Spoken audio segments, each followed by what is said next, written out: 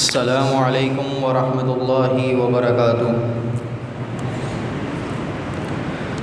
الحمد للہ الذی جعل التفقہ فی الدین من اخص صفات العلماء الفضول وجعل مسائل الدین مشیدۃ بالبراہین والاصول، والصلاة والسلام علی خاتم الکتب والرسل فی الفروع والاصول، محمد وآلہ وصحبہ الذین اجماعهم حجۃ یجب له الانقیاد والقبول، اما بعد۔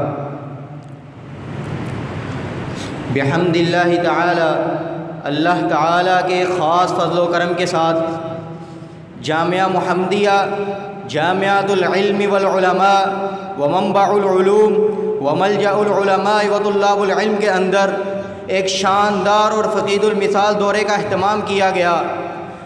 دورۃ اصول الفقہ شہر گوجرانوالہ کے اندر یہ ایک نایاب کاوش کی گئی کہ جس کے اندر خاص طور پر اس فن کی بنیادی تعلیمات کو مد نظر رکھا گیا، کیونکہ فی زمانہ یہ علم مفقود ہوتا چلا جا رہا ہے، اور آج نوبت یہ آن پہنچی ہے کہ اہل حل و عقد بھی اس فن کی تعلیم و تفہیم کی طرف متوجہ نہیں ہے۔ اسی کمی کو پورا کرنے کے لیے اسی جامعہ میں اس دورے کا اہتمام کیا گیا تاکہ طلباء دین کے اندر علم و اصول الفقہ کی اہمیت و ضرورت کو اجاگر کیا جائے اور انہیں ان کی بنیادی تعلیمات سے مالا مال کیا جائے۔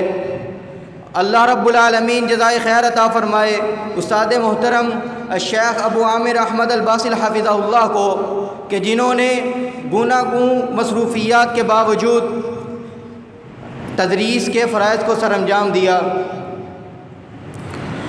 اور اس دورے کے اندر ہم نے جو کتاب پڑھی امام الحرمین الجوینی رحمہ اللہ کی الورقات، اس کے ساتھ ساتھ دو اور کتابوں کو مد نظر رکھا۔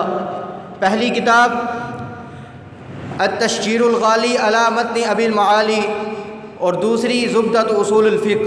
یہ دونوں کتابیں شیخ محترم احمد الباسل حافظہ اللہ ہی کی تصنیف شدہ ہیں۔ دورے کے اندر ہم نے سب سے پہلے مبادئ عشرہ پڑھے، یعنی وہ 10 چیزیں کہ کسی بھی علم کو پڑھنے سے پہلے جن 10 چیزوں کا جاننا ضروری ہے، ان 10 چیزوں کو اس شعر کے اندر بیان کیا گیا ہے۔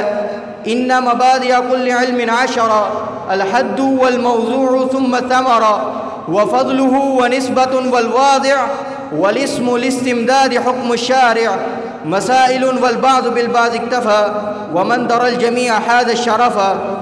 مبادئ عشرہ کے بعد اصول الفقہ کی مختصر تاریخ کو پڑھا کہ یہ علم کن ادوار سے اور کن مراحل سے گزر کر ہم تک پہنچا ہے اور اس علم کے کون کون سے مدارس رہے ہیں۔ مبادئ عشرہ اور مختصر تاریخ کے بعد ہم نے احکام شریعت کی اقسام کا تفصیلی دراسہ کیا۔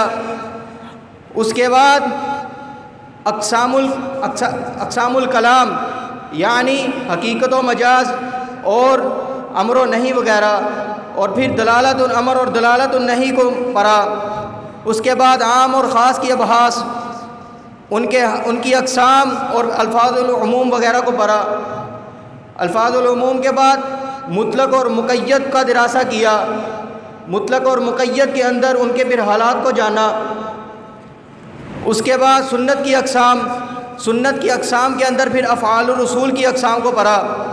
اس کے بعد دوسرے فروعی دلائل مثلا اجماع، قول صحابی، استصحاب وغیرہ کا دراسہ کیا، اور آخر کے اندر شروط المفتی والمستفتی اور اجتہاد کو جانا۔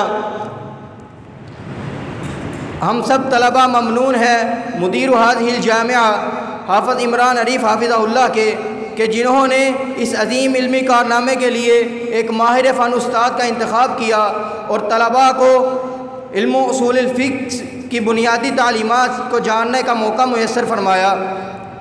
اور آخر میں اپنے بھائیوں سے یہی کہنا چاہوں گا کہ فقہ اور اصول الفقہ کے علم کو معمولی نہ جانیں، اگر کتاب و سنت گلشن و گل ہے تو فقہ اور اصول الفقہ اسی گلشن کی عمدہ اور منموہک خوشبو ہے، اور ایک فقیہ اس آفتاب کی مثل ہے جو پورے عالم کو منور کرتا ہے۔ تفقہ فإن الفقہ افضل قاعدی، تفقہ فإن الفقہ افضل قاعدی إلى البر والتقوى وأعدل قاصدی، هو العلم الهادي إلى سنن الهدى، هو العلم الهادي إلى سنن الهدى، هو الحسين ينجي من جميع الشدائد، فإن فقيها واحدا متورعا، فإن فقيها واحدا متورعا أشد على الشيطان من ألف عابد۔ وآخر الدعوايا أن الحمد لله رب العالمين۔